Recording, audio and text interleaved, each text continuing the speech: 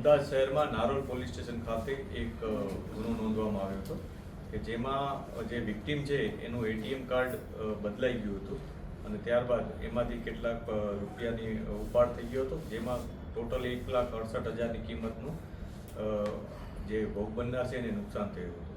ત્યારબાદ પોલીસે આ ગુનો નોંધી અને એને ડિટેક્ટ કરવાના પ્રયાસો શરૂ કર્યા હતા. નારોલ પોલીસ સ્ટેશનની ટીમ દ્વારા અલગ અલગ સીસીટીવી ફૂટેજીસ, પછી જે પ્રકારના લોકો ત્યાં ઊભા હતા એટીએમ સેન્ટર ખાતે એ પ્રકારના લોકોનું આઈડેન્ટિફિકેશન કરવાની કોશિશ શરૂ કરવામાં આવી અને ત્યારબાદ અલગ અલગ અમારા જે બાતમીદારો છે અને એ લોકોના નેટવર્ક મારફત પણ અમે તપાસો શરૂ કરી હતી અને છેવટે અમને નેરો ડાઉન કરી અને એક વ્યક્તિ કે જે પહેલાં અમને એક પકડાયો હતો, જે અહીંયા સરખેજ ફતેવાડીનો રહેવાસી છે, જેનું નામ વાજીદ વાહિદ શેખ કરીને છે, એ મૂળ યુપીનો છે.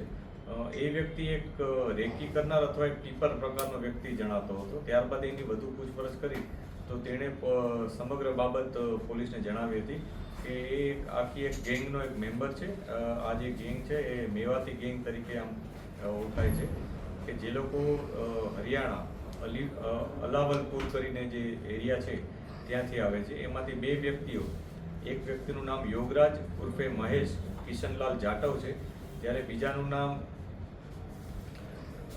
આસિફ સમૂન મેવ કરીને છે. આ બંને મિત્રો છે, બંને અલાવલપુર હરિયાણાથી જ આવે છે અને એ લોકો બંનેનું કામ એક્સપર્ટ તરીકેનું હતું કે એ લોકો એટીએમ સેન્ટરમાં જાય, થોડુંક જોવે કે કયા પ્રકારના વ્યક્તિઓ ત્યાં આવ્યા છે અને પછી એમને મદદ કરવાના બહાને અથવા એમની પાછળ ઊભા રહી અને કોઈને કોઈ બહાનું બતાવી અને એમની સાથે વાતચીત કરી અને એટીએમ બદલી લેતા હતા. એટલે એક્ઝામ્પલ તરીકે માની લો એની પાસે HDFCનું એટીએમ છે તો સેમ એટીએમ એ પોતે પોતાની પાસે રાખતા અને જે ભોગ બનનાર હોય એને ખબર ન પડે એવી રીતના એ એટીએમ બદલી લેતા અને એક જણો પાછળ ઊભો રહી એને પિન જોઈ લેતો. આ પ્રકારે એ લોકોની એક મોડસ ઓપરેન્ડી રહેતી હતી અને આ રીતના એ લોકો અનેકો ગુના આચર્યા હતા. આમાંથી જે યોગરાજ છે એના વિરુદ્ધ દિલ્હીમાં એક ગુનો નોંધાયો હતો અને જે આસિફ કરીને છોકરો છે એના વિરુદ્ધ યુપીમાં 2 ગુના નોંધાયેલા છે.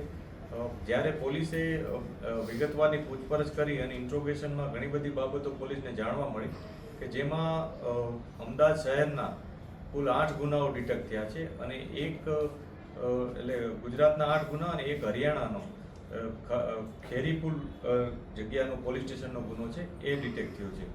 અમદાવાદ શહેરમાં જોઈએ તો નારોલનો ગુનો ડિટેક્ટ થયો. આ ઉપરાંત ઈસનપુર, મણિનગર, સાબરમતી, વેજલપુરના 2 ગુના, ગાયકવાડ હવેલીનો 1 ગુનો, આ ઉપરાંત નવસારી જિલ્લાના ચીખલી પોલીસ સ્ટેશનનો પણ 1 ગુનો ડિટેક્ટ થયો છે.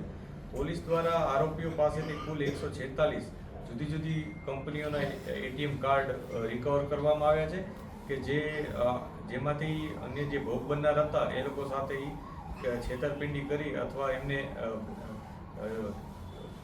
છેતરી અને ગમે તે રીતના એમની પાસેથી એટીએમ મેળવી લેતા હતા. તો આવા 146 એટીએમ કાર્ડ મળ્યા છે. આ ઉપરાંત એક POS મશીન મળી આવ્યું છે.